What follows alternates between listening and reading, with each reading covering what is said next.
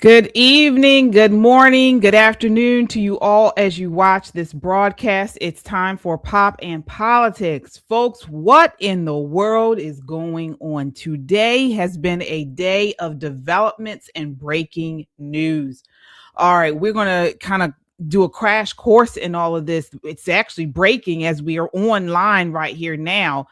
Um, have you all been following what's happened in the last 3 hours? This is, you know, people are buzzing about all kinds of things, but Trump was heading to Bedminster for Don Jr.'s wedding, his own son's wedding, and he turned around mid-trip and went straight back to the White House.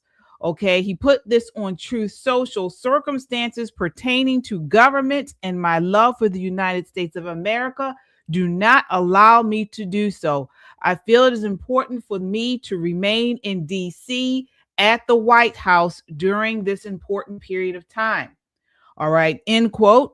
He didn't say what the circumstances were. And people are just kind of like buzzing about what's going on.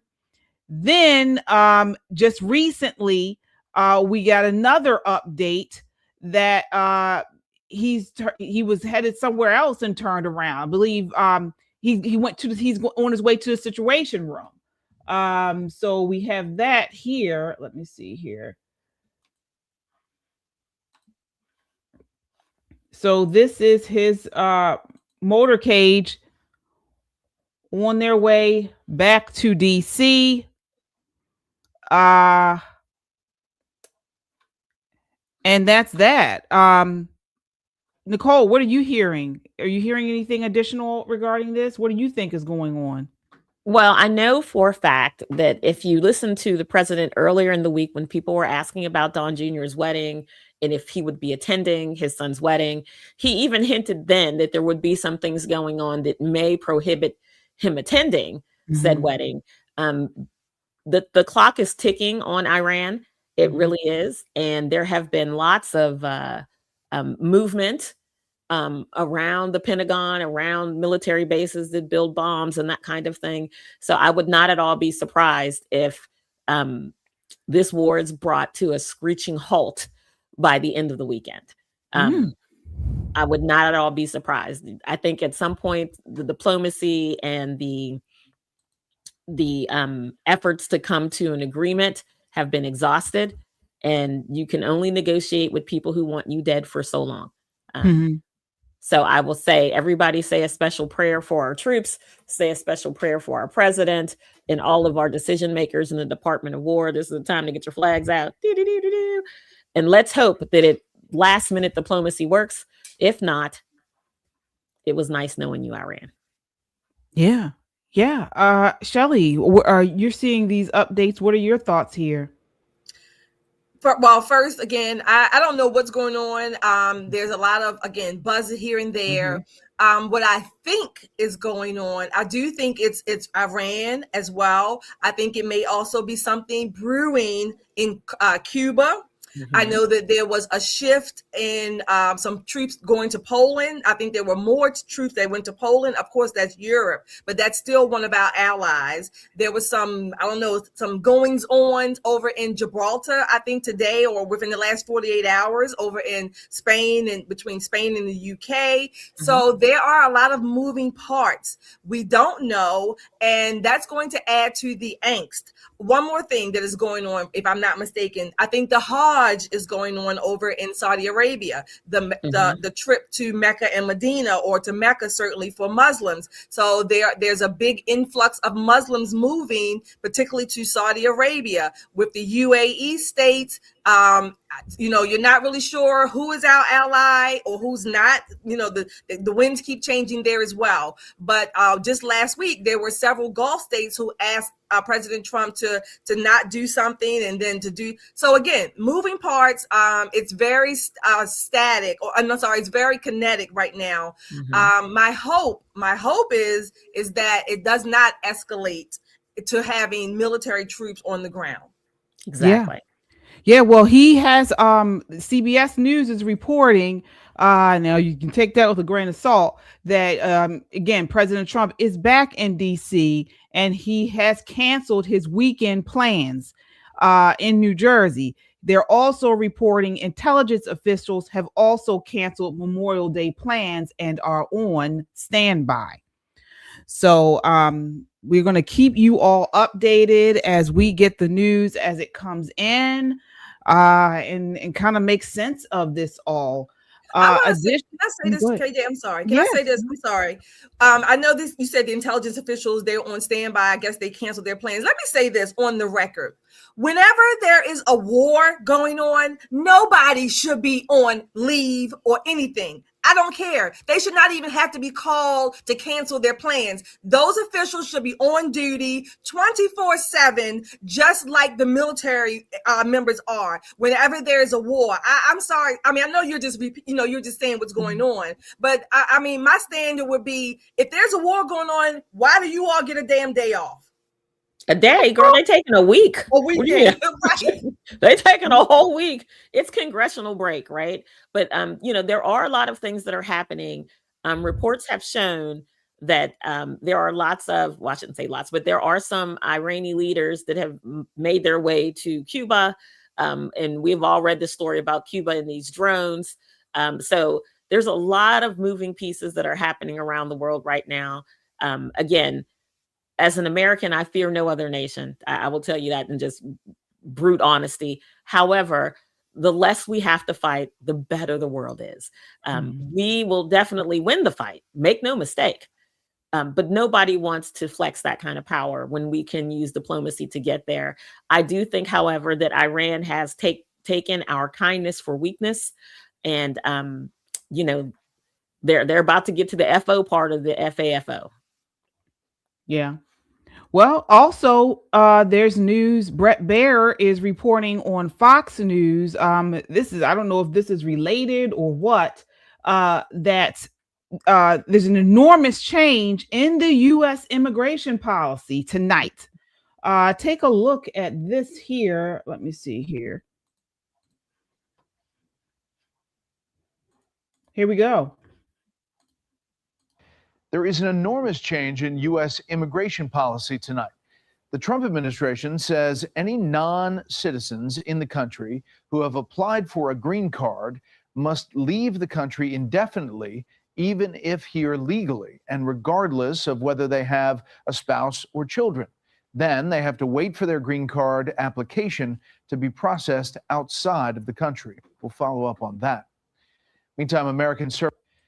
All right. We've been talking about this for quite some time. Nicole, what are your thoughts on this development? Hallelujah.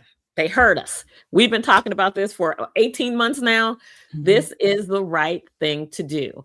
The particular migrants that they're talking about are people who came on short-term visas, think students, tourists, that kind of thing. I knew something was going to happen before the World Cup came to the United States, because they were issuing these short-term visas for people to come just for that. And people overstay their visas, and they overstay their visas not by a couple of weeks. They overstay their visas by 15 to 20 years. And then while they're here, they do take advantage of eventually marrying an American, having quote unquote American children, or children that are born here in the United States. And then they get into the immigration process. They apply for, pay for all the steps to get their legal permanent residency, or what we call commonly as a green card. I've always held that they should do that in their home nations. If Americans could have court cases by Zoom, let's do that. Migrants can have their immigration cases by Zoom. If it was good enough for us, it's damn sure good enough for them. So this is going to be, of course, not a new law. This is just a more strict interpretation of the law that's already on the book. This is the Trump administration applying the policy that already exists, policy that has long been ignored. They're actually putting teeth to that policy. So it's going to be interesting to see what CASA and all the other pro-migration organizations do with this. I expect court cases. I expect the lower court injunction. I expect probably something on the emergency docket at SCOTUS. And I expect SCOTUS to say that USCIS, United States Citizenship and Immigration Services, have the absolute right to have this policy. It's a longstanding policy. It's not new. They're just enforcing it. All right. Shelley, what are your thoughts here? Just from an everyday American citizen standpoint, do you think this is fair? Do you agree with this policy? Am I smiling too hard? I'm sorry. Look, but look, flag tails. None of us, exactly, here's my flag right here. None of us could go to Europe or even other allied countries and stay there indefinitely without the proper paperwork. We can't even travel on leisure without the proper paperwork, because before you get off the plane, they're doing some customs checks, okay? So this is all irrelevant. I mean, this is all relevant to this. Get out. Go home, apply like you are supposed to or where you're supposed to, and then come in legally if we allow you to. This is not your home. I call it arrogance, but I was born here by blessing, by hook or crook, whatever you want to call it. But this is our country, and I make no shame about it. Go home, get out. And another thing, the fact that I'm telling him to go. We've had 2 million plus, according to the CBP website, about 2 million people voluntarily left during the time that he's been back in office, right? Only about almost 700,000, give or take, deportations. So that means if Biden let in about 10 million, upwards of 10 million, there's still about 6 million people we don't know where the hell they are. Yeah. No, we know where they are. They just don't want to put them out. And this is the problem. I think Secretary Rubio said it best. You do not have a right to be in our nation. There is no right for foreigners to be Americans, to live on American soil. There is no right to do that.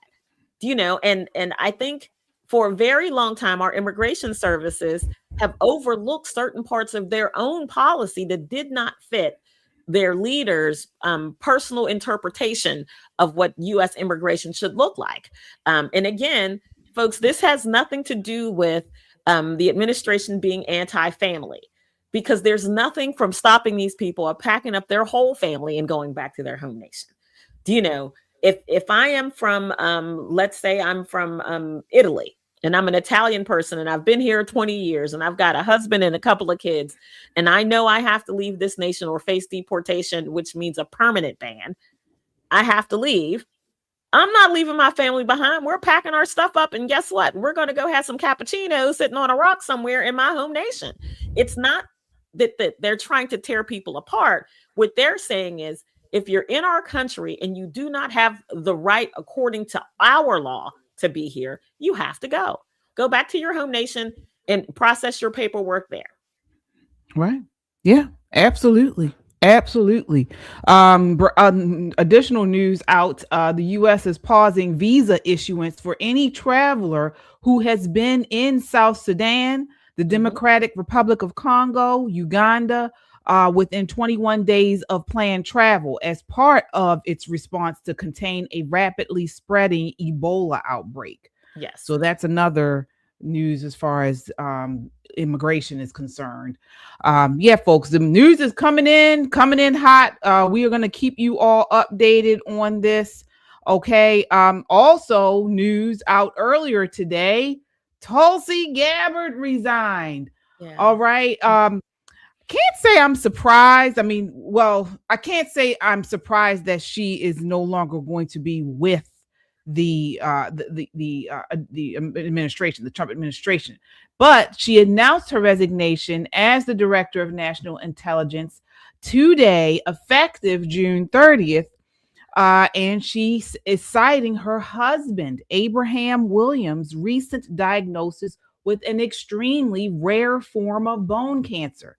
She said he faces major challenges ahead and she must step away from public service to support him. All right. Trump posted on Truth Social praising her and her incredible job. He wished the family well in the fight and named Principal Deputy Aaron Lucas as acting DNI. All right. This marks the fourth female cabinet level departure in Trump's second term. Nicole, what are your thoughts on this announcement? It hit pretty close to home. Someone I love very much has that same type of cancer. It is rare, it is aggressive, and it takes extreme measures to not necessarily cure, that's too strong of a word, but to mitigate the spread of the illness. Some people have their affected bones removed. So we're talking about removing of legs and arms, that kind of thing. Some are lucky to be young enough to be able to get cadaver bones, in order to replace bones that have been affected by the cancer. But it's significantly devastating to your overall life, your body, your family, your finances. It affects every single part of your life, spiritually difficult, emotionally difficult. And I wish Tulsi very much well. I pray that her husband has the best recovery that American medicine can give him. And I'll continue to pray for her because it's going to be a difficult road. There was no way that she could manage both. All right. Shelley, what are your thoughts there? Well, of course, my thoughts and prayers go out to Tulsi and her husband and that journey that they're now going to embark. But I have to say, kudos to Shelley, because on April the 2nd, if you look in our communications, I said, I think Tulsi is next. And I think that was after Christy Nome or I can't remember who. But I said, you're saying you don't believe it's due to the husband's cancer? Oh, I think it's both. I think it's both. I think it's personal and political. Okay. So I think it's both. Again, I mean, I don't know her husband. I wouldn't assume that somebody would just make that up. No, absolutely. But I wish her husband all the best. Honestly, I do. But I did predict this politically on April the 2nd. I wrote it down, April the 2nd. But there are so many things going on, and particularly surrounding this Iran war, which in my never to be humble opinion is not being managed well for the American public. I'm not saying that the military is not doing a good job or a great job. I just think that the PR and the information, the movement of parts, if you will, I don't think that's being managed well for the American public. And I think Tulsi maybe put a lid on it when she gave that testimony or at that hearing, when she talked about the DNI intelligence information back from June of last year. So all these parts, again, all these moving parts, but what I don't see a consistent message, if you will, being put forth to the American people to increase or at least maintain the confidence as far as the war is related. So let's talk about this. So, as far as Tulsi Gabbard, now that was the official thing she put out. She's leaving, she's resigning due to her husband's illness. And want to say our prayers go out to her because, as you mentioned, Nicole, you have personal experience with this rare cancer, bone cancer, and it's not easy. It is not easy. No cancer is easy, and this one is very difficult. However, there are contrasting reports that are coming out. Multiple outlets, including Reuters, U.S. News, and others, are saying she was forced out. They are saying a source close to the matter saying the White House forced her to resign. Okay. This is also I saw it on Mediaite, which is reporting the Reuters story, is saying that Gabbard's chief of staff, DNI Alex Henning, Reuters ran with the initial headline, White House forced to top spy Gabbard to resign, source says, and included the line, a source familiar with the matter said that Gabbard had been forced out by the White House. Now, her chief of staff, Alex Henning, he shared Reuters report and wrote, just when you think you don't hate the media enough, this is false. All right. So he's pushing back and saying it is false. The report from Reuters says she was pushed out by the White House. The White House has been unhappy with her for quite some time.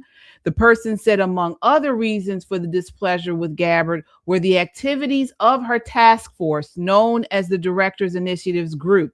Among other activities, it has worked to declassify documents related to the death of former President John F. Kennedy, investigate the security of election machines, and probe the origins of COVID-19. So this is what, multiple reports are saying. They have not cited any actual reasonings behind this, any actual sources. What are your thoughts there, Nicole? Yeah, listen, I don't believe any of that. And let me tell you the reason why. To get someone at DNI to tell you something without quite literally putting them in the mother of all headlocks, bamboo shoots up under their fingernails, and a hot foot, that's the only way you're going to get them to say anything. These people are professional spies. They're not your run-of-the-mill swamp creature. However, I will say this: the clamor from the American public for declassified information has been great and varied. There is no question that she has been called to task on that. I think it's probably more that her husband is critically ill and he's going to be fighting for his life. And she's not in a position to take the amount of time off of work, away from these duties, away from these things that people are asking our hard questions about, in order to care for him.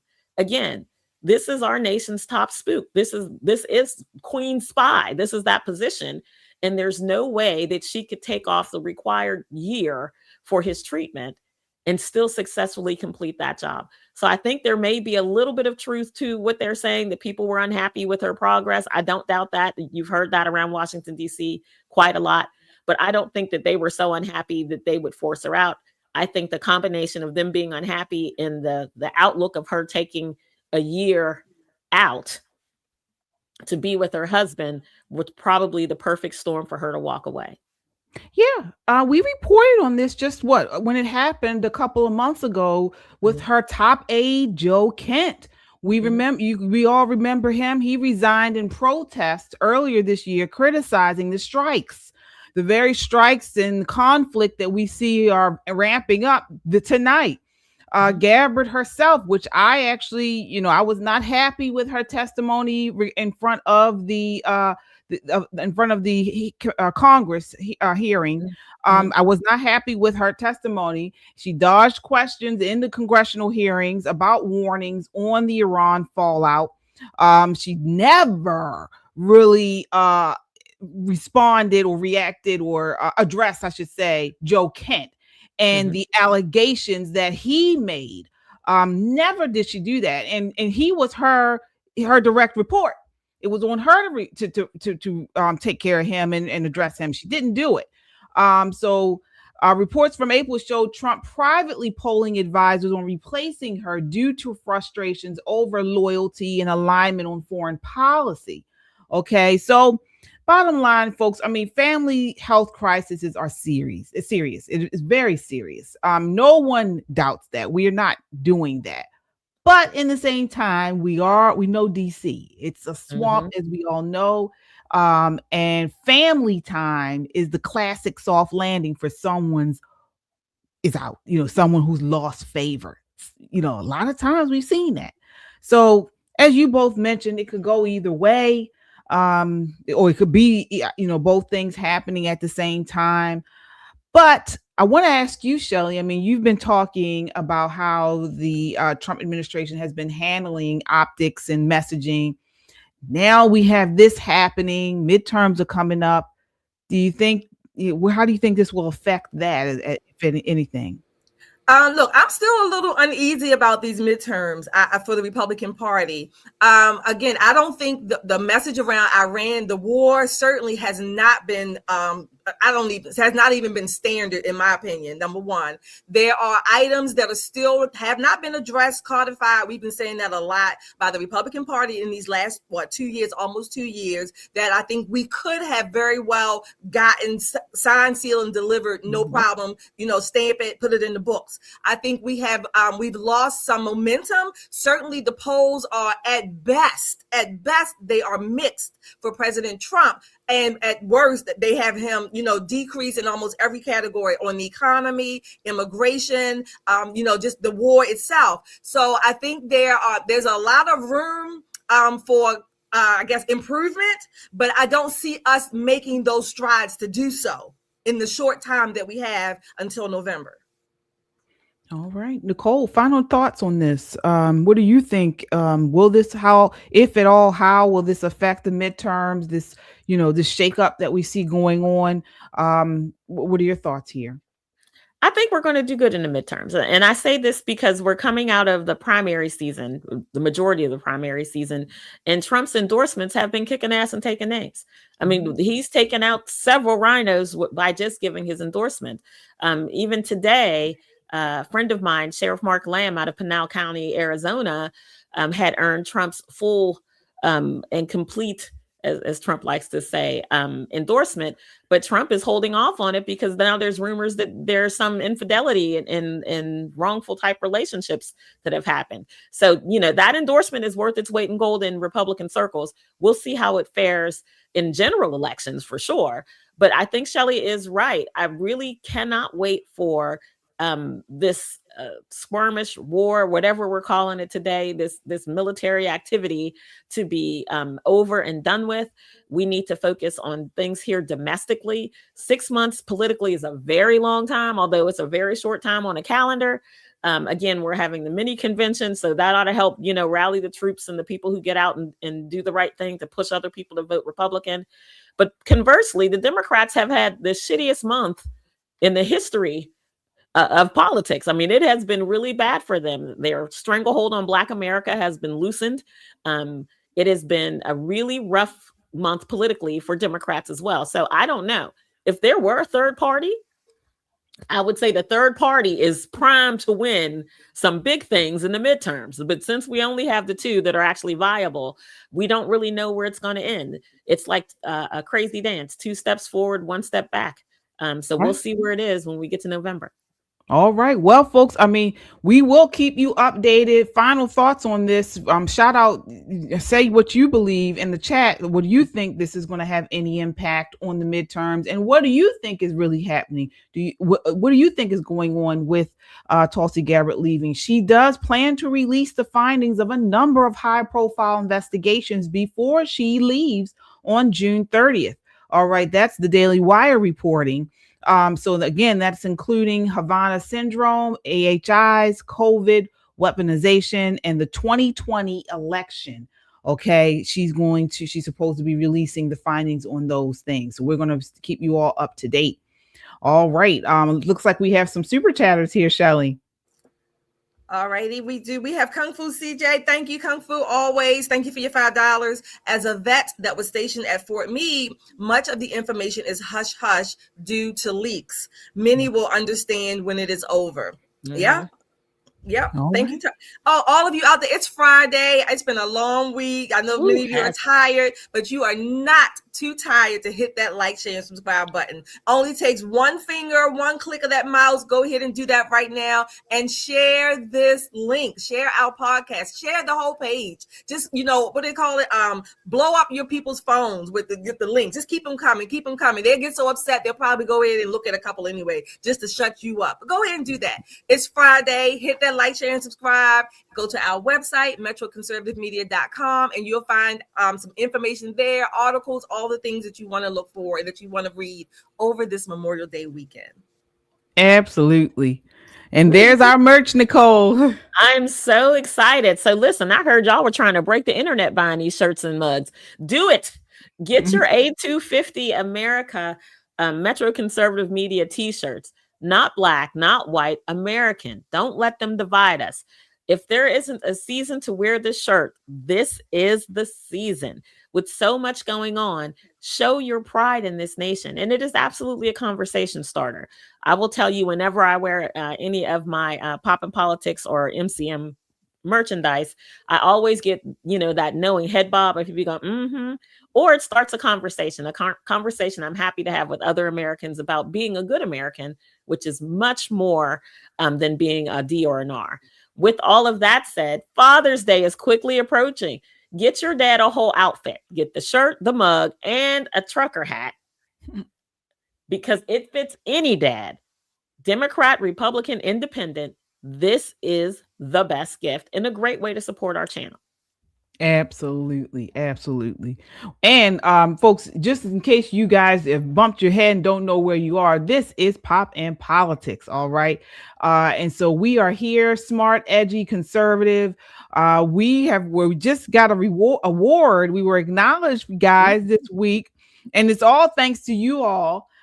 Millions, was it millions? Millions Million podcasts. podcasts. Millions podcasts. Do Right. we have it?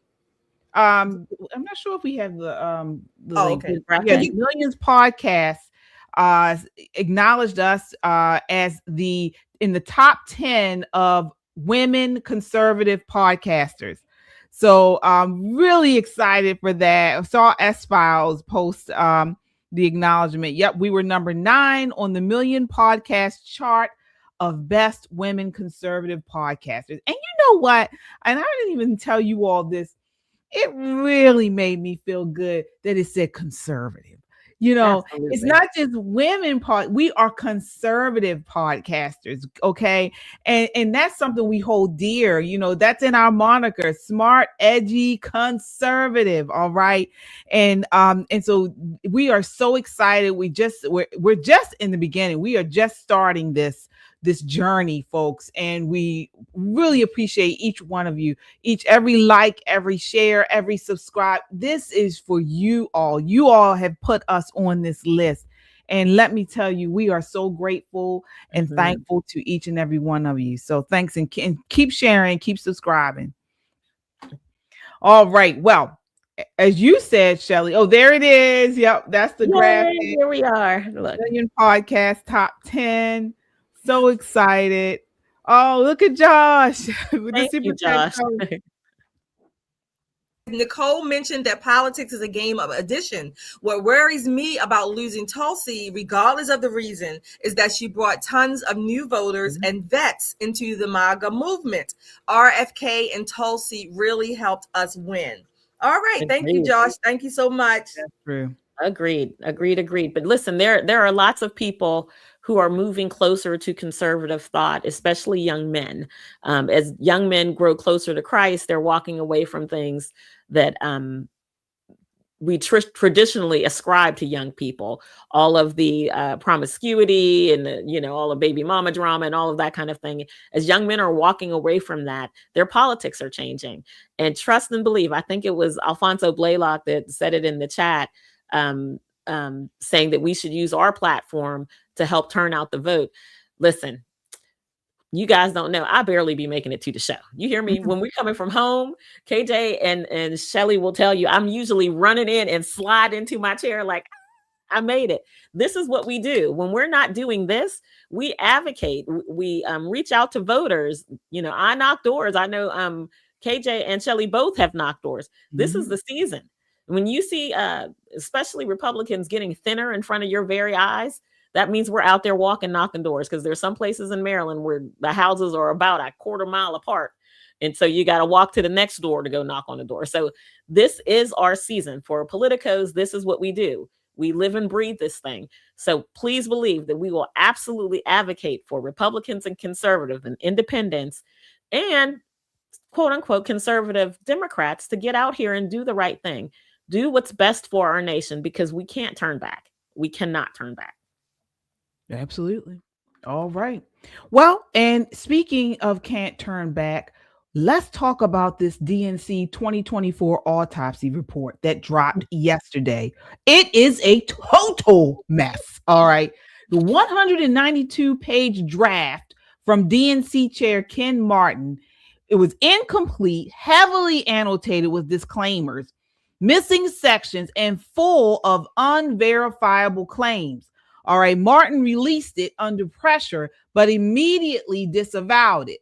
Okay, folks, this thing was a mess. We're going to go through the key findings, but got to bring to you this MSNBC, now called MS Now, meltdown over this report.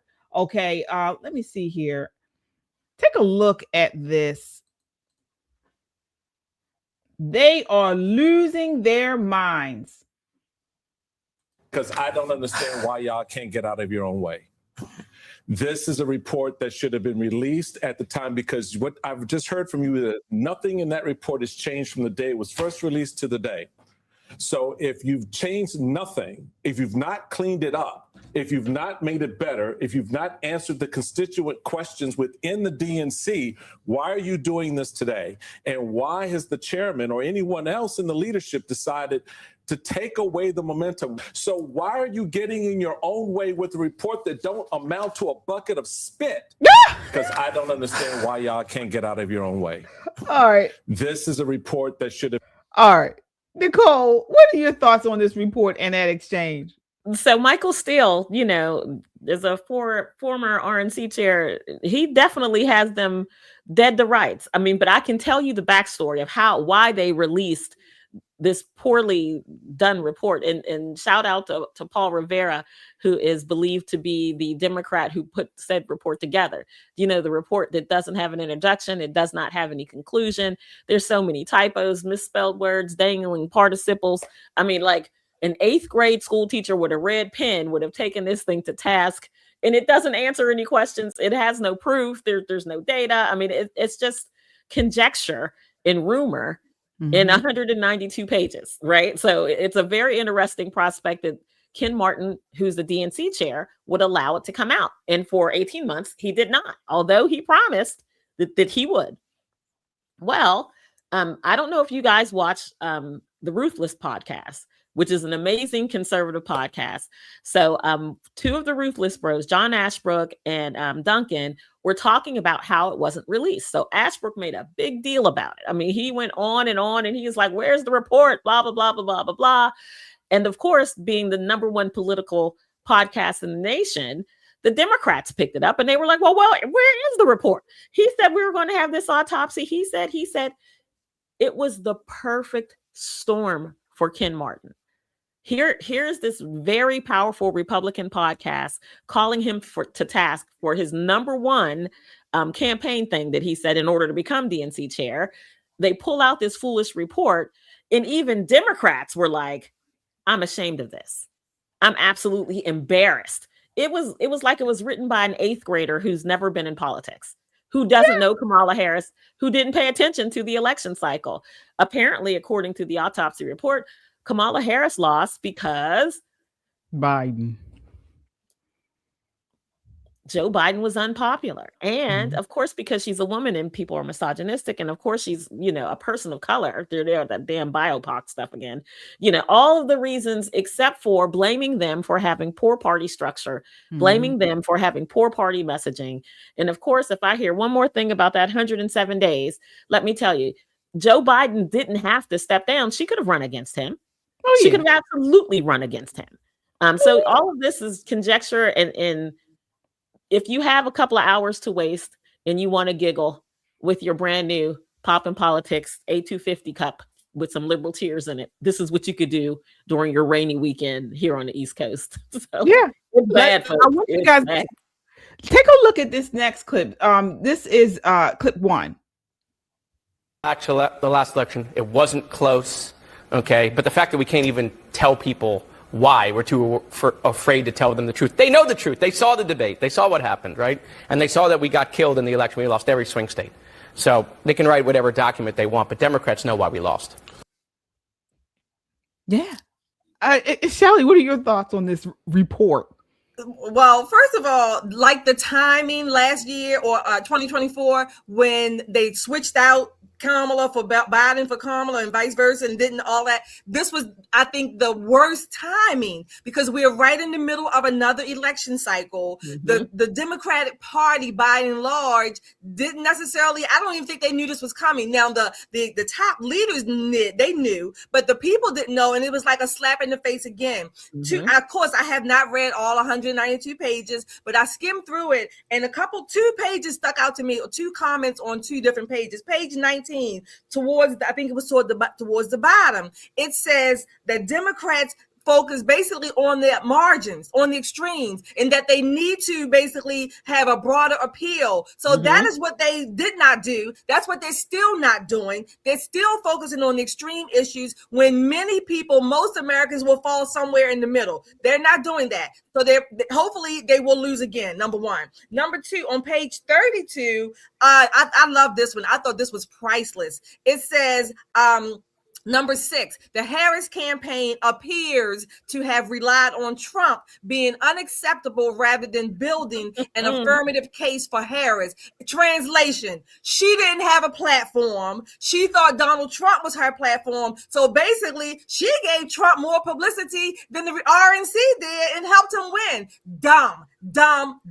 You did not even build up the candidate that you kind of snuck in there. You didn't even have a platform for her. And then you wanted to use Trump. Well, hell, Trump just got double publicity. Whatever. They screwed up. This report is screwed up. It looks a mess. I mean, it looks a mess. The whatever his name is, Ken Martin, he's kind of disavowing it. At the top of every page, it has these are the opinions of the research and not the DNC. Well, if that's the case, then why are you gonna claim it? Yeah, absolutely. And let's talk about what they didn't put in the report. Okay, the big thing: Biden's cognitive decline. They're still not talking about it to this day. Rarely do they talk about how bad he was, how he was degenerative, how he was, you could clearly see that, they were hiding him throughout the campaign and the presidency. All right. And of course, the disastrous this debate that forced him out. They didn't talk about it. They also didn't talk about how, as you mentioned, the coronation of Kamala Harris without a real primary. That pissed off a lot of Democrat voters. All right. We hear him to go around saying no king, no king. Well, they pretty much coordinated Kamala Harris in when she was rejected in her own primary. All right. And then they didn't talk about the Gaza-Israel thing. So despite earlier leaks showing it cost them big with young and Arab American voters in Michigan and Wisconsin, progressives like AOC and the rest of the squad, they go around hating Jews and things like that.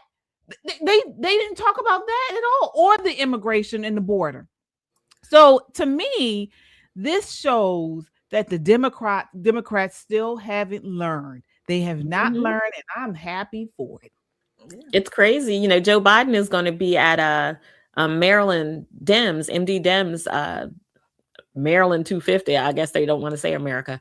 Their big dinner. He's going to be their keynote speaker. I don't know if he's going to be just there in spirit or just in physical form, but I don't know about him giving a whole speech. It should be very interesting. So I'm looking very much forward to hearing the stories that come out of that situation with former President Biden. This is, folks, doing an autopsy on a lost presidential election is hard. And it forces the party to take hard looks at not only where it went wrong, but how do we fix it, right? It begs that question. Here are all the things that we did that didn't make sense. And these are the things that, in the conclusion, these are the things that we need to focus on to make sure it doesn't happen again. Well, again, they don't have any conclusion. They don't have any conclusion. They don't have an answer for their Dearborn problem, which is now spread to Minnesota. It's gotten out of hand with them. And Shelley's right. There were a couple of pages where it just read like TDS. Her strategy was TDS. As long as I don't even know why they released it now. They, strategy wise, they should have released it last year, not almost 2 years later, and in the middle of another election cycle. That's stupid. Which tells me that, number one, like you said, KJ, they haven't learned anything, and it also tells me, secondarily, that I think Kamala is still going to run in 28. It's going to be interesting, but they were shamed into publishing it. And shout out to the dudes on Ruthless. They did a great job in shaming them in the releasing that report, because it never had to be released. He could have just ignored them, especially anything that comes out from a national political party. Just even if the words were good, the formatting was horrible. I mean, it looked so not even a rough draft. I would have been ashamed to show this to even KJ and Shelly, and we're working on something new, and I hand this to them. They're gonna look at me and like, girl, lay off the crack. What is this? We're not doing this. This is foolishness. It's not done well at all. But this is what the Democrat does. The Democrat Party doesn't do anything well. Everything they do half-ass. Mm-hmm. All right. So I am not surprised at all. Folks, breaking news here. We told you we would keep you up to date on this stuff. A little bit of more details of why President Trump came back to DC, why he is the intelligence officers are canceling Memorial Day plans, and it may have something to do with Ivanka Trump. Take a look here. Much for being with us. I want to start with some breaking news this evening. There are reports circulating that First Daughter Ivanka Trump has been targeted by an Islamic Revolutionary Guard Corps trained terrorist in a revenge plot over the death of Iran's military chief Qasem Soleimani in a U.S. drone strike. The terrorist reportedly spoke of the plot, for which he supposedly had a blueprint of Ivanka's Florida home before his recent capture in Turkey. He has since been extradited to the U.S. So, Waleed, I want to get your reaction on this first. What do you think? Well, first of all, jihadists in general have said that they have targeted the Trump family. I myself, as one of the first foreign policy advisors during the campaign in 2016, there was an invitation coming from Egypt, but from allies. And the campaign was very firm. The invitation was to Ivanka Trump to deliver a speech to women. The campaign was very clear. And I was from that direction. You cannot have her go because the Muslim Brotherhood, the jihadists. And now we have a problem with the Islamic regime in Iran since the assassination, mostly since that time, of the head of the Quds force. So it is very serious when we hear stories or reports about individuals who have been working with the commander who has been eliminated, who have been working with the regime against members of the families. That is a top priority, because by targeting the family, by targeting people who are close to the president or members of the cabinet or anybody who is a decision maker, they are trying to create a chaos. They are trying to create divisions to get and gain time for their regime. So we have to be very careful about that. And I am very happy that this information was unveiled, and then he is arrested. All right, folks, let me tell you something. I don't think this Iran thing is going to end. I think that we have come to the point where President Trump is either kill or be killed. Mm-hmm. They don't want to give up their nukes. So we really just have two questions. Are we comfortable with Iran having nuclear weapons? Or are we going to take them out? Because they're not giving them up. This is President Trump said they cannot have nuclear weapons. The deal on the table right now is for them to allow agents and the nuclear proliferation people to go in and make sure that they're not going to begin these nuclear weapons in any way, shape, or form. Okay. They have been unwilling to do that. All right. So then it's just like, all right, well, if you're unwilling to do it, then we got to take you out. Yeah. I don't know. I don't understand why people, there's no in between here. I don't think there's an in between for this. Either you're going to say you're not going to have nuclear weapons, or we're going to take you out. And now we have that they have tried to assassinate, President Trump's daughter. And who else knows? But not according to Candace Owens. She was on yesterday with Hunter Biden saying that they believe it was all fake. They believe that the assassination attempts against President Trump were fake. Okay, this is where she's gone now. But anyway, I digress. What I'm trying to say is there is no in between, and I think this thing is going to go all the way. I really do. I think it is too. I think I don't want the military on the ground in Iran, but Iran, whatever. But I don't want them there. But I do think I lean more towards that it's going to get to that point, and it's going to accelerate, increase in the kinetic activity, as they like to call it. I do believe that as well. I do.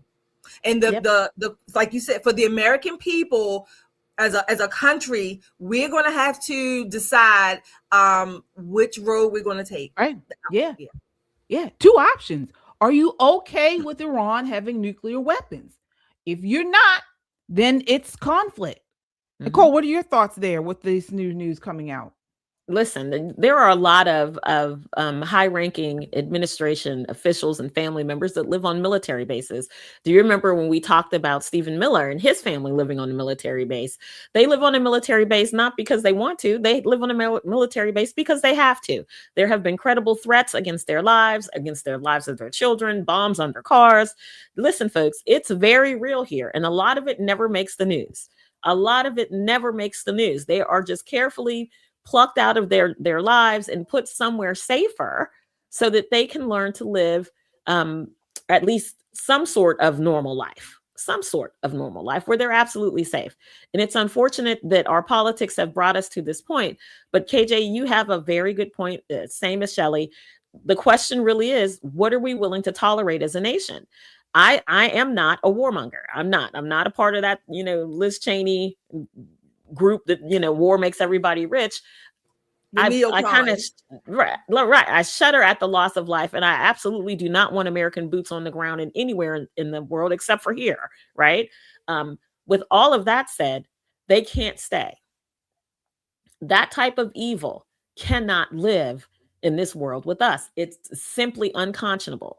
We have given them opportunity after opportunity. There has been diplomacy. Other nations have stepped in. When they're attacking their own brotherhood, when they're attacking other Muslim nations, when they're doing things to their own people, how much can the world tolerate? I don't know. But I'm going to tell you this. The United States has not ever been a nation that takes its orders from the rest of the world. And we should not start now.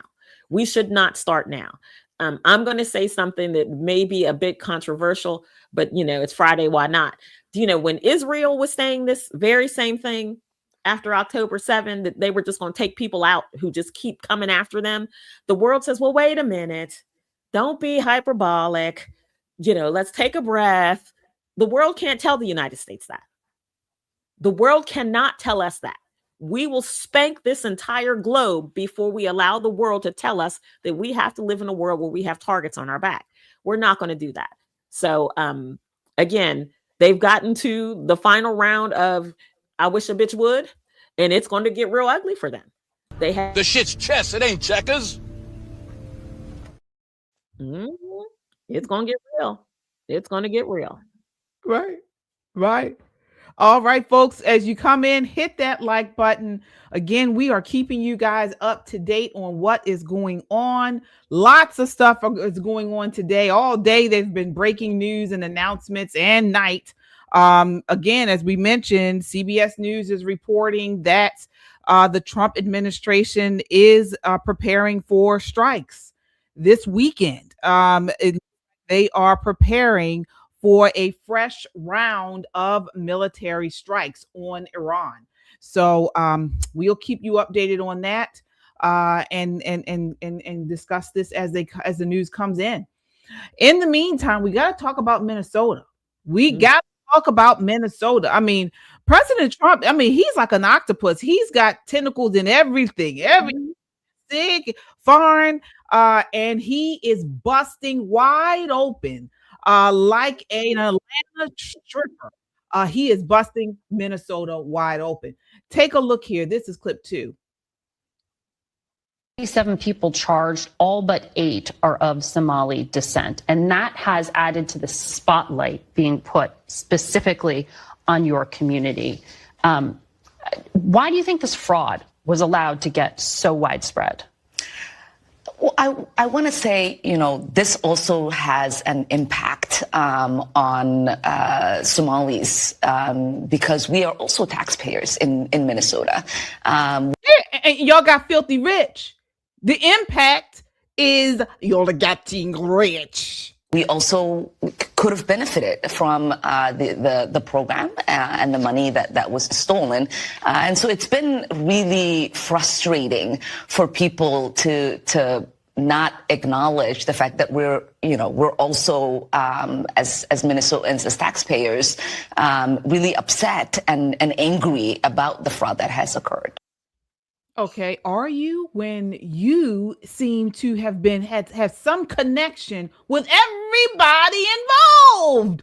She has had a connection with everybody involved. Take a look at this. This is clip 3. His has run rampant. Ilhan Omar is at the center of the Feeding Our Future scandal. She not only was the sponsor of the bill that created the fund that they ripped off, these are her neighbors. These are the people she represents. And by the way, the people that she was in communication with. You know that Amy Bach, the head of the Feeding Our Future scandal, was sentenced to 41 years yesterday. She has said that Ilhan Omar was aware. Right. And then you look at Keith Ellison. This guy was literally working with Somali fraudsters to frustrate investigations in return for campaign donation. It's been shown, Charlie. And Tim Walz, you can't tell us that he did not know what was going on right under his nose for 7.5 years. I'll tell you what my constituents are asking every day, Charlie. When are these people going to be held accountable? When is somebody going to go to jail for ripping everybody off? And I know that you'll stay on top of it. Fox. When, Shelley? When? Well, Amy seems to be going. This is the funny part. Not just for 41 years. They said after 41 years, she's going to be on 3 years supervised probation. That's just, I don't even know the word. That's humiliating, okay? That's number one. Number two, Amy was correct in saying that Ilhan and others have known about this, okay? I believe that to be the case, and it's just true. It's just true. Okay, in my never to be humble opinion. Nevertheless, that's number 4 or 3 or whatever we are. I said a few weeks ago, Tim Walz, Keith Ellison, all the damn Somalis and that stinking food and perfumes that they wear and eat, all of them need to go to jail and go back to Somalia. Give us our money back. They are crooks. Bitch, that Ilhan, that little bitch there, it affected Somalia. Yeah, you damn right it affected them. They got rich off of our taxpayer money and now they're crying broke. Oh, broke? No, the American taxpayers, we are the ones who are broke because damn it, you done took what? Upwards of now it's like 40-something million. First it was 18. We already said it. It's going to increase. That was just the bottom that they could actually put their hands on and add up the totals. They need to go to jail and give us our money back. Again, I'm not so naive because I know we're not going to get it back. Number one. But Amy was right. Ilhan has she had to sign off on some of the damn grants, okay? Because through Congress, they go through the state. Some of them you need a congressional co-signer or whatever you call backer or whatever the case may be. All them damn Somalis came here and they ripped us off. Well, let's put them in jail, send the Ilhan-like people back to Somalia and have a cellmate with Amy Bach. Amy's telling the truth at this time. She's telling the truth. She's going to jail. She's just the face of it, the scapegoat right now. The only white one I think she says she was. I don't care if she's white or black, but she's right. Ilhan, all the rest of them have known from the beginning. They are sending her literally up the creek without a paddle. Yeah, but I mean, does she have proof? Take a look here. This is clip 5. A Minnesota judge has just sentenced the mastermind behind the Feeding Our Future fraud scheme, Amy Bach. She just got more than 41 years in prison. The prosecution is asking for a 50-year sentence and her defense about 3 years. So that's somewhere in the middle that they got that, but closer to what obviously the prosecution wanted. The scheme involved theft of nearly $250 million in COVID funding. That money was meant to feed hungry children. State leaders claim they were unaware of the fraud. Here's what Amy Bach told our Alexis McAdams from jail back in January. I honestly believe Keith Ellison and Governor Walz need to be held accountable. There needs to be an investigation done. If they weren't aware, that's concerning. All right. So, Nicole, we had the hearing from Minnesota. We remember we posted it on here and went through it and reacted to it. And yes, there were whistleblowers and things like that, but nothing came of it. I'm confused on where we go from here, honestly. Well, Congress is just, it makes me sick sometimes. It makes me angry that it takes them so long to get anything done. But she had a point. Walz and Keith Ellison should be brought to task. They should be hauled in front of Congress. Any lies or half-truths told should be prosecuted to the fullest extent of the law. With all of that said, there needs to be an absolute forensic audit of every dollar moving in and out of that state. Every single dollar of taxpayer money should be accounted for. The problem that we have is that when the top of the leadership of your state is so ensconced in the grift, who do you turn to? Like all the whistleblowers were saying, we were blowing the whistle and they were coming after our children. We were blowing the whistle. So what do? You pack your stuff and you leave Minnesota and you let the Somalis have it. And you let Ilhan Omar, as fired up as Tom Emmer is, sir, that's your state. You fired up now, but where was all this fired up when this thing was jumping off? When it was an open secret? When your state went from middle-class working people to the damn desert of Mogadishu, where were you? Where were you? Where was all that ire then? Right. So there's enough blame to go around and everybody in Minnesota can get a little bit of a slap on the wrist. But as a tax-paying person, we're never going to see any of this money back. This money has already been shipped over. When they were going through airports with suitcases of money, we have to fundamentally change the way that we do business with migrants and immigration in this nation. USCIS took a big step today, but chain migration has got to come to an end. Birthright citizenship, that 14th Amendment needs to be much more narrowly construed. These people have got to get the hell out of our country. They have got to go. And someone, I think it was Randy Fine, I can't remember which congressperson put forth the bill that you have to be born in America in order to be in Congress. Mace. That was Mace recently. Nancy Mace. And listen, I fully support that. We because this dual allegiance 3 years ago. This dual allegiance is killing us. This woman has no allegiance to the United States. None. She's here to make the United States look like Somalia. A parasite. A parasite is what they are. And like we have said time and time again, get the hell out of here. Get out. Get out. If you hate this country so much, you hate the people, you hate what we believe in, you hate what we stand for, get the hell out of here. Get out. KJ, they don't. They love what we have because that's what they want to. They want to grift and steal and loot off of us. That's the part they love. And let me ask you all a question. All of you out there in chat land too.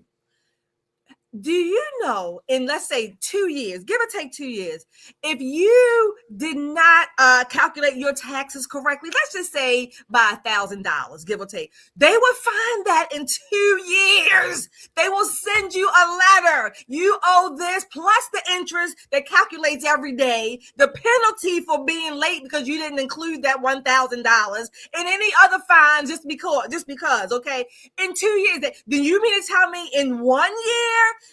$250 million, give or take. You don't know where it went?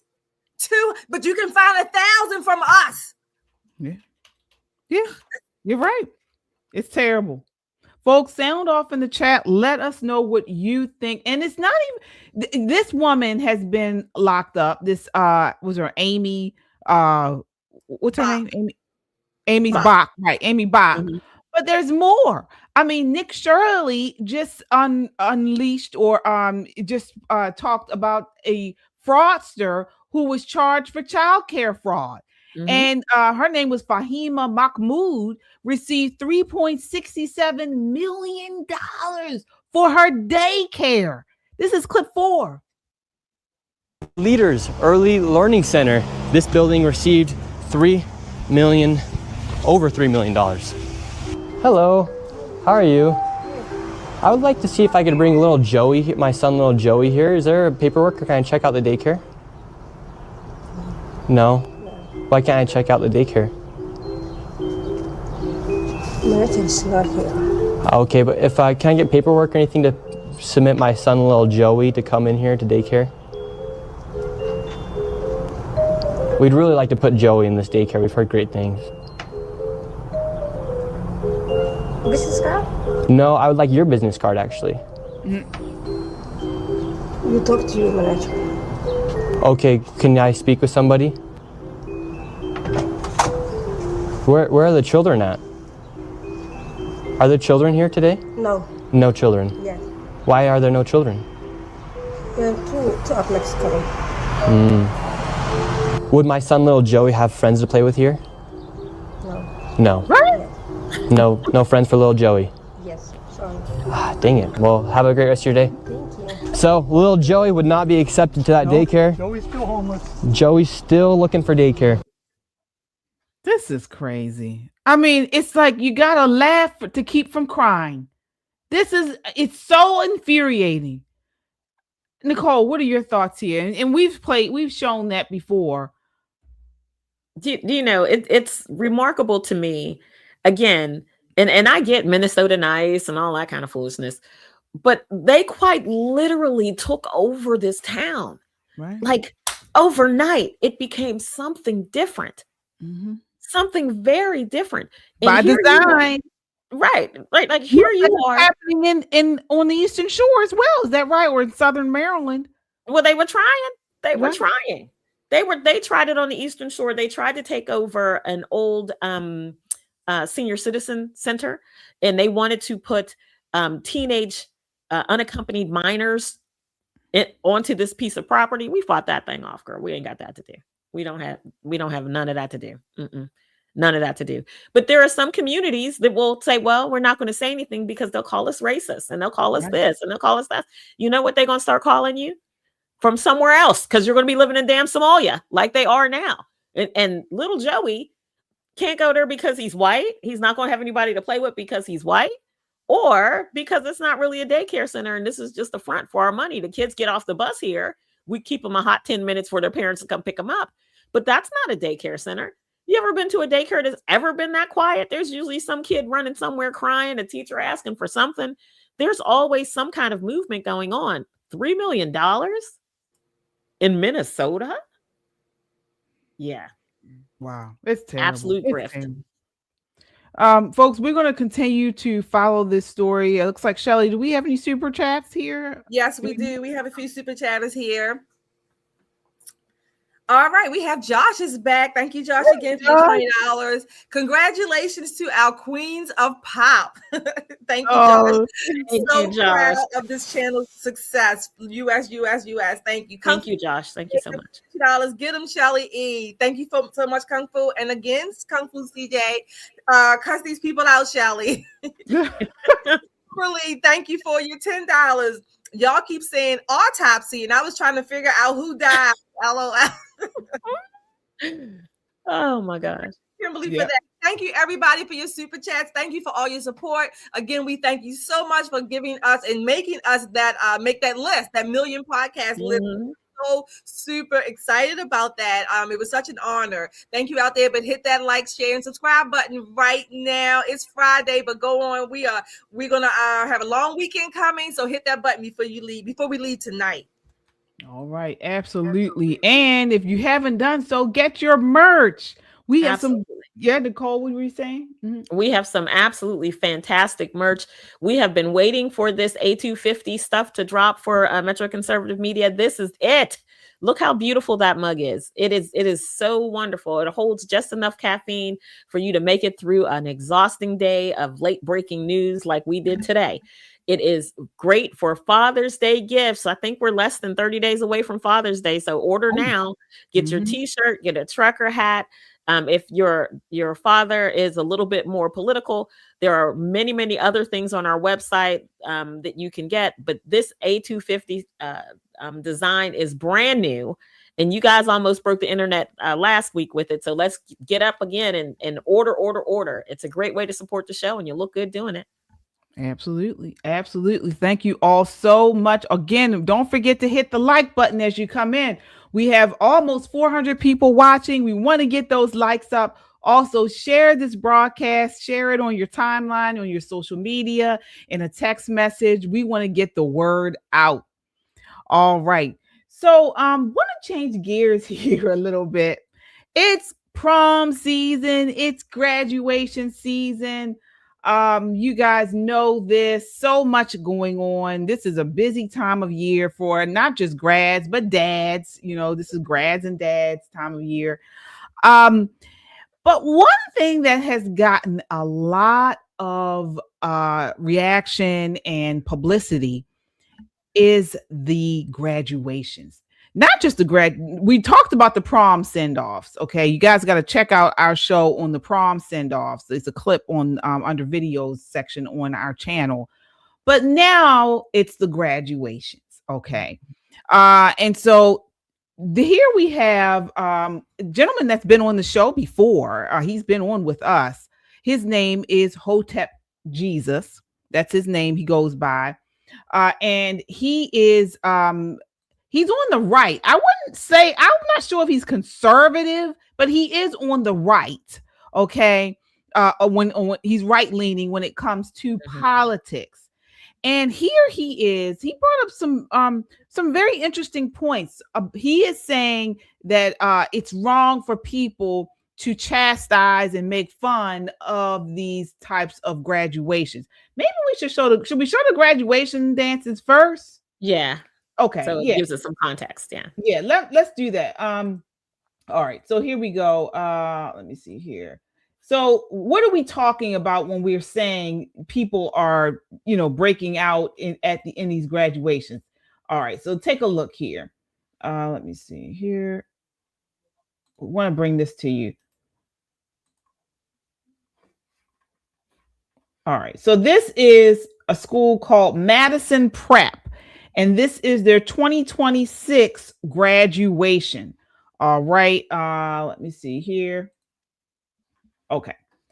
Madison Prep School's 2026 graduation. I'm sure most people in this audience have been to or graduated from an institution. It's the same thing. You have family and friends go, you walk up, you get your diploma, and then you take your seat. All right. Look at this.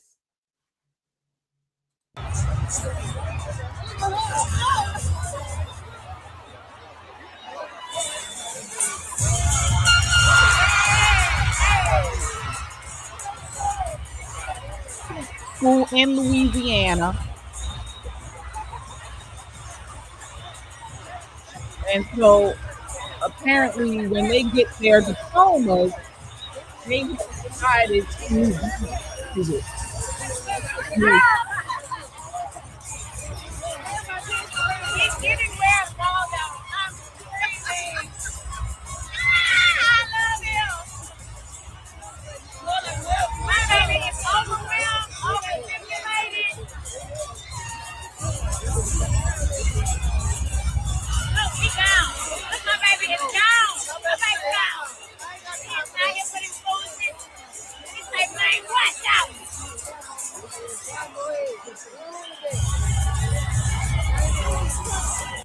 Okay. So you got the idea. All right. And this isn't all. I want to look at the other. Yeah, I want to just make sure you understand what we're talking about here. Look at this. Look at this. Look at her.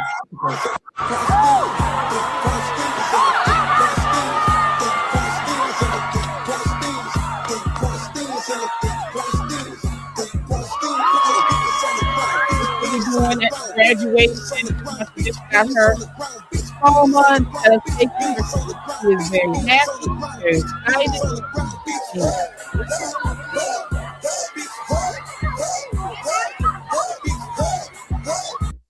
All right. So, I mean, this is what it is. One more I want to show you just so you guys understand what we're talking about when we're seeing this.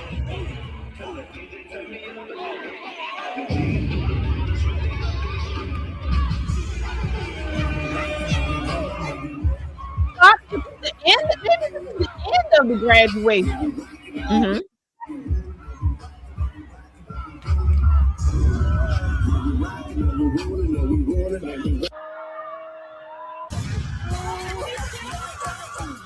That's not the end. I don't think they get them and then doing all this. All right. So you got the gist of what's going on here, and I've seen them where as they're handing them the diplomas on the stage, they break out into dance, and they go. And sometimes somebody has to say, "Hey, settle down, take your seat." This is what it is.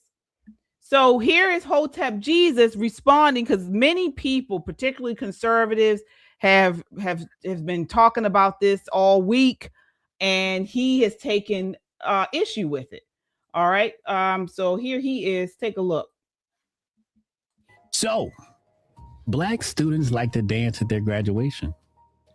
Why does that bother you, the so-called white conservative? How exactly does this affect your life? Do you hate to see Black people joyful, or do you hate the way Black people dance? Where does it say that dance is not a part of celebration? Do you think your rigid stiffness and dull ceremonies make you better than the next human? The better question is, why aren't you dancing at your graduation? The cold truth is historical. You were neutered by the Puritans. In the 16th and 17th centuries, the Church of England shunned dancing. They saw theater and plays as wasting time and promoting sin. They even showed disdain for excessive merriment. The sumptuary laws regulated what people could wear based on social class and wealth. This is the same agenda that led to the Salem witch trials. Are you not the same people who cry about freedom of speech and the Constitution? Do you not see how your actions are anti-liberty? Well, once upon a time, you whites were taught to suppress your emotions. You were taught to not be human. You were homogenized and ushered into groupthink, which is in line with the communist agenda to suppress freedom of expression. All right. Freedom of individuality. So this is what we're talking about here. I want to go back to this so you guys understand. Here's one I found. All right, normal graduation handshake. She just got a handshake. She couldn't wait to get down them steps. Kicked off her shoes. Look. Bro, they said accept your diploma, not summon the spirit of a TikTok dance challenge. She couldn't wait to get down them steps. There it is. Lost the heel in 0.2 seconds. Smooth, real classy. Nothing. So this is white people not understanding that this should be acceptable, as he said. All right, so let's talk about it. Shelley, I'll start off with you. What do you think? Because you're a dancer, you love to dance. I love to dance, okay? But if you ever see my ass coming off stage, kicking off my shoes, doing whatever they were, I don't know what, rain dancing, I want you to come in, and I just want you to just come and just take me off the stage, smack me, beat me, whatever you need to do, okay? I'm asking you to do that, number one. Call a doctor because I'm possessed. All right, that's number one. I love dancing. I agree with him as far as the Puritans, and they did, have certain rigidity. I agree with all that historically, so he's right there. But this has nothing to do with white people, Hotep. I'm sorry, I love you. This has nothing to do with white people. I don't even know why you made this issue about white people, because I'm Black. And this is a problem. I have been to many graduations. I have been a graduate, okay, at various levels. And this is just inappropriate. It's not decorum. It's not classy, if you will. This looks, I want to say demonic, but I won't make it there. It looks like they are possessed. It looks like they are possessed. They're doing more than the jigaboo for massa. This is utterly demeaning to the graduation, to their degree, to the ceremony, and to all the other people. Now, at that Madison Prep School, they seem to have perfected this. Every year they seem to be doing this now. So aside from Madison Prep, the other graduations where it may be just, let's say, a handful of people, it's distracting for the other people who are there to celebrate their loved ones as well. Okay, I don't mind dancing after the ceremony, after everybody's gotten their degree and the ceremony is over. Go over in the little corner and do your little shout and dance. But I can see that, right?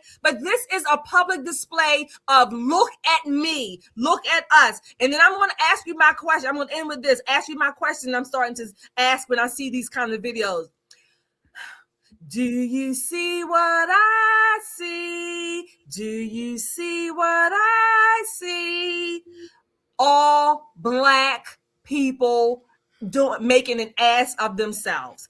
Do you see what I see? Do you see what I see? All right. Nicole, what are your thoughts? So there's a time and a place for everything, right? And what Hotep was saying about the Puritans' effect on Europeans is absolute truth, but has no bearing on this conversation. And, white people dance all the time.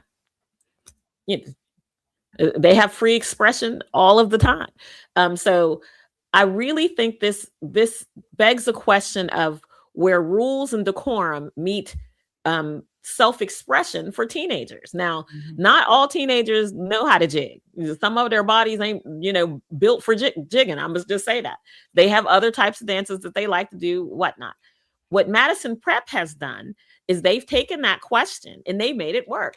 So if you guys want the back half of that floor to celebrate, to dance, to shout, to do whatever you're going to do, you're going to have to behave coming across the stage. And when we say now is the time you can do that, then you can go off.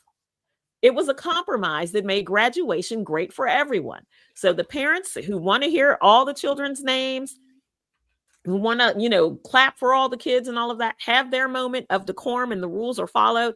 And then afterwards, they can dance and buck and jig and do all the stuff that they want to do with the cameras on them. Now, yes, is this a part of the look at me, come to graduation with me, TikTok, social media phase? No, Black folk been doing this from the beginning. Every graduation I have ever been to, including my own, they tell you, please hold your applause until the end. Let's let all the parents hear all the kids' names so we won't be here all day. And the first kid, the Black kid that gets called, their mom and father got the cowbell and they screaming and hollering. And I get it. You're excited for your loved one, but there's a time and a place for everything. And it doesn't make it fair to the rest of the graduates. And that's what should be the overriding sensation. I love what Madison Prep has done. They said, listen, if you behave, you get this time at the end. You don't behave, you don't get the time at the end. And that's a good compromise. And I think other schools could learn from that formula. Yeah. I'll say, I'm going to start off by saying I'm not like a huge fan of Hotep Jesus. I'm really not. I think that he's one of these ones on the right that is into this sort of new age, mixing in this sort of Black supremacy with this ancestral type of stuff. And that's just not my thing. But to me, what he said was totally backwards. When you talk about decorum, it's a form of self-government, actually. It's a form of self-government, good manners, self-control. And we understand that then as your free people, we must be able to govern ourselves before government has to step in and do it for them. So when we see these people go out in public and they lose control like this, it's actually a form of it's on the Marxist communist side of things. All right. because what it does, what they're doing, or what I should say, the left, they brand this type of stuff as resistance. This is what the yelling, the dancing. Now, not all of these schools, not all of them, but we're seeing it predominantly at these Black institutions, okay? And this is all part of it. Marxist movements have always relied on this sort of agitation, this disruption, this bucking against, normal lines of decorum and traditional, parts of society, because they feel like it's whiteness. See, that's what he was saying. That's what he was trying to say. He's trying to say that acting like you have sense is whiteness, right? Okay. So really, to me, what they look like are animals.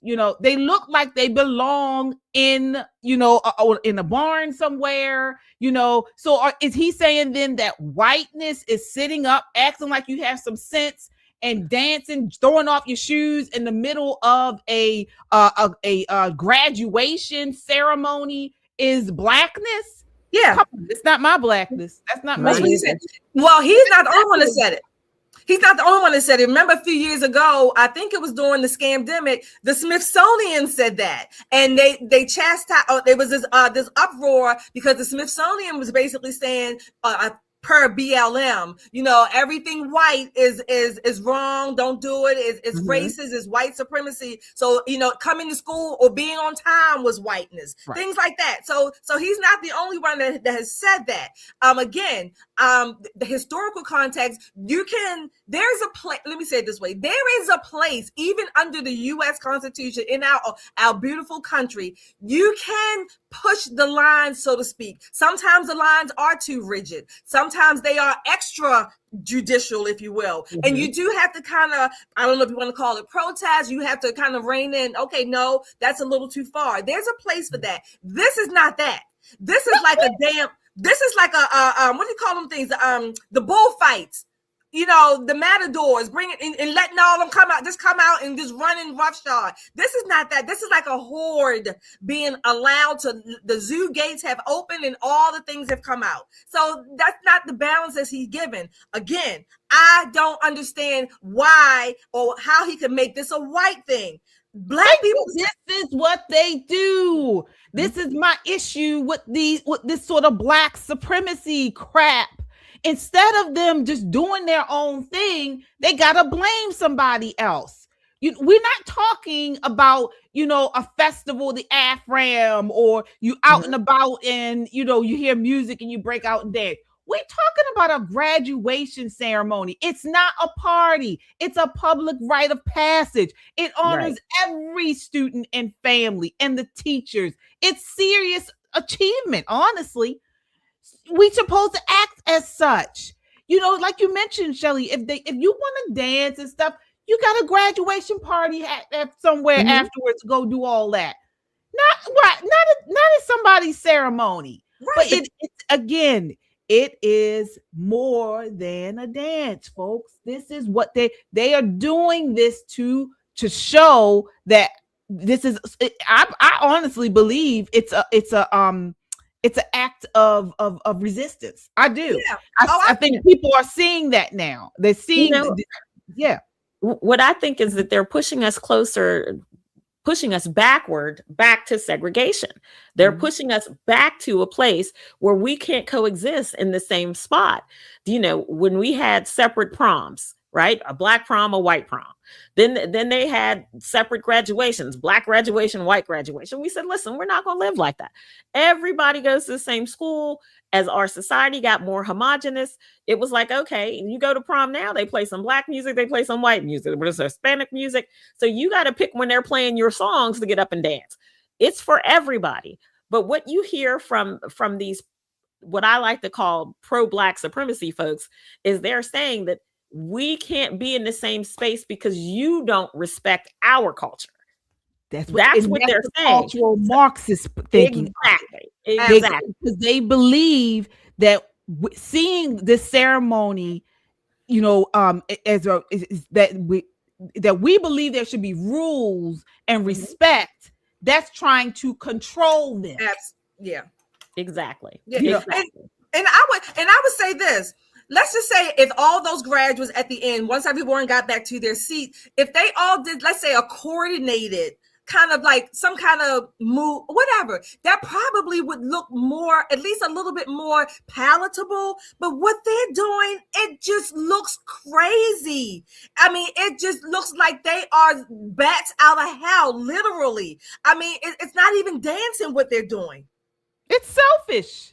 Yeah, it's selfish, it is. It's honestly. Yeah. It's about me. It's look at me. Exactly. Look at me make an ass of myself. And not only that, if this is about white people, why do you think this would be endearing to white people? If you would, right. I mean, if anything, they're gonna say, you know what, them black folk are crazy. Something wrong with them. If that's the case, if that's your mindset about pleasing white people, it's beyond too far. It's just a mess. I don't agree with him there. Again, I like him overall, but I don't agree with this at all. It's nothing to do with white people. Why can't black people, in this case, these particular young people, why would they not have some kind of, dignity about themselves or decorum or whatever the case may be? Why would they not want that for themselves, regardless of what white people may or may not want? And that's the question. And so, my answer to that question is, Shelley, is again, they're pushing us backward to segregation. They're pushing us backward to a place where it's going to be a black this and a white that, or a black this and other people thing. And it's not good for the United States. It's not good for our nation. It's certainly not good for Black culture, and absolutely horrible for the entirety of the world, because we've worked really hard to get to a place where we can coexist. The last thing that we need to do is separate out, especially life momentous events. Graduating from high school is a big thing. Some of these kids are going to go into the workforce. Some of these kids are going to the military or to college. Whatever they're going to do, this is a sentinel event in their lives, and it should not be marred by people who want to act an ass when you're trying to turn a corner on your life. And I think that's, fair enough for administrators to say, you act up when you open up your diploma. There's not going to be anything in there. We're going to mail it to you, because if you act up in the ceremony, I'm going to see you in summer school. That's how that's got to work. They've got to put some tough That was stuff one of my thoughts. I was thinking, I think I may have put this in our little thing, I'll chat, but I was saying, well, what is the happy medium? But let's say college graduations, maybe not even high school, college graduations, and this was a ancillary issue. Now the graduates are saying, as far as speakers, right? They're protesting the different speakers who are chosen to come and give them the commencement address. Where's the happy medium? How do you once you graduate, the school really has no control over you, right? Even at a high school graduation, they have no control over you. So how is this stopped? Who gets to determine, yes, you can do it, no, you can't? Once you get your degree, that's it. Well, Honestly, again, I would give them empty folders. That's what I would do. You would get a nice, pleather bound empty thing, act up at my graduation, and I'll see you in summer school. I'm saying you can't, once you go across the stage, whether it's a fake degree in there or not, you can't control it once they get off the stage and start acting like this. Or I'm just saying, I don't even know how you control this. Don't go to that school. Don't go to these schools, folks. Yeah. This is a cult. This is a school culture. You know the schools that are doing this. All right. And so honestly, if you have an issue with it, I would not send my child to that type of school. I really wouldn't, because I don't think they're going to stop. I really don't think they're going to stop. They're probably going to even now really double down. This is definitely. Yeah. Because they've been doing this for a few years. Oh yeah. Madison Prep, they think they have a formula. You act up during the ceremony, there will be no jigging afterward. But if you guys can successfully, everybody walk across the stage, when we're all done, you can jig all you want to. And you see different types of celebrations at different types of school. You see, people throwing their hats up and, screaming and hollering and all that kind of thing. There's a way to show your excitement. There's a time and a place for everything. And I feel like these children may have not gotten that lesson during school. There are certain places where you have to control yourself. Have some agency, right? Yeah. You have to control yourself. And graduation is boring. Make no mistake. It's only exciting when it's your turn to walk across the stage. But you have to be selfless enough to sit quietly while all the rest of the people who are graduating graduate too. But I don't think they're getting that message. We are living in a time where it's all about me. And if it's not about me, it doesn't make sense. And this is what we're seeing. Right. Les Flynn has a very good point, and we'll end on this because I want to ask you all: do you think this is the case? He says communist Americans and conservatives can never live in peace anymore. They want us dead. We see the evidence in their actions and words. Thoughts there, Shelley? Well, communists certainly don't want America to be again as it is. I don't know necessarily how this relates to them wanting us dead as far as the graduation, but you're right. Communists, they want America to be communist. Okay, I would go even so far as the leftists. Leftists. Yeah. Many leftists. Do we say the same thing about leftists? Some of them, I would say, some of them do not, they've told us thankfully none of us personally had an attempted assassination, but other people have. We've seen it. Some of them want us dead. By and large, they want us dead. Some of them do not want to live, in harmony and peace and harmony. You live there, I live here, and we just go on about our lives. They don't want us to just live and let live. So, but I don't know. We see the evidence. I don't know what his question was. He was just making a statement. So I'd say generally speaking, yes. Yeah. Nicole, your thoughts on that before we we have a super chatter here. Yes, we just saw hi Butterbean. Thank you, Butterbean. $100. Thank you so much. Wow. Congratulations to you, KJ, Shelley, and Nicole, and your great crew. So proud of y'all. I am very proud to be a part of the wonderful Pop family. May God continue to bless this show. God bless this great nation and those who have served and paid the ultimate price. Thank you, Butterbean. And yes, thank you. Thank you. We honor those who have gone and who have served. Yes, we did. Is that JSU Tiger? Thank you for your $2. The true queens right here. Thank you so much. Thank you. So sweet. Thank you all for your super chats. Thank you so much for the support. Again, producers, can you put our flyer up, our promotion, our accolades, our congratulations?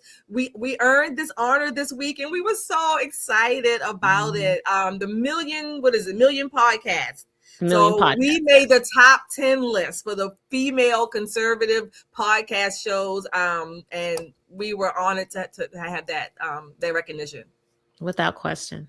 Grateful. So grateful to you all who make it happen. Right. Yeah. All right. Here we go. I'm going to tell you guys, break the internet again. Make those folks at Dashery work their little fingers to the bone. Our A250 merchandise have arrived. Look how beautiful. Look at that big federal eagle in the middle. Not black, not white, American. Don't let them divide us. Boy, maybe somebody should buy one for Hotep and send it over to the studio. This is a great shirt. Father's Day is upon us, not only for your dad, but your uncles, your brothers, your sons. This is something that everybody should have this summer. Get yours now and send us a picture when you have it on, and we'll post it onto the show. All right.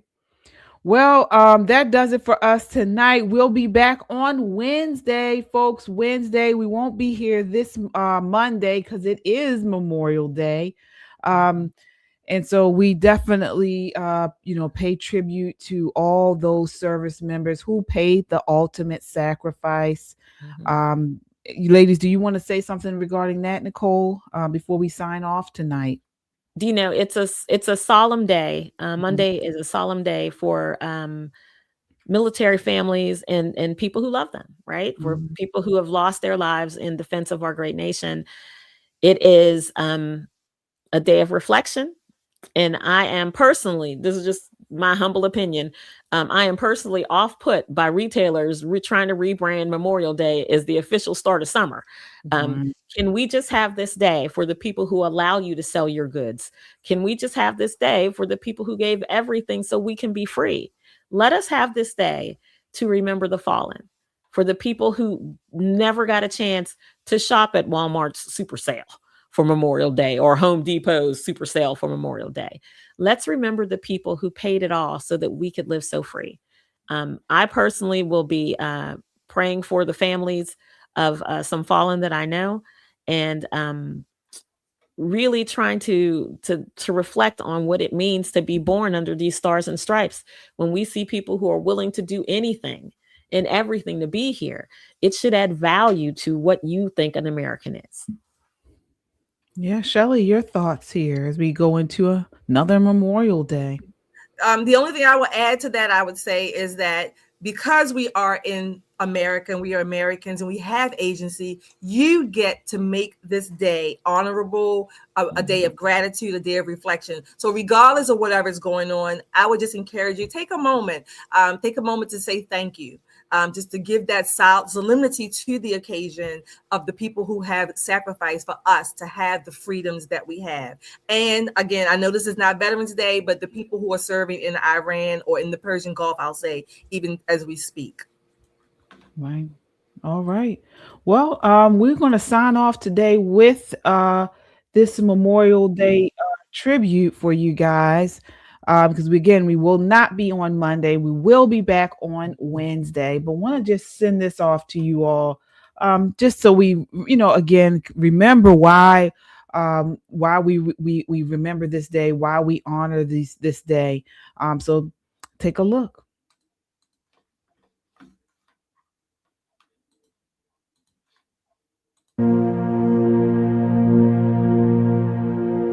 Some time back, I received, in the name of our country, the bodies of 4 Marines who had died while on active duty.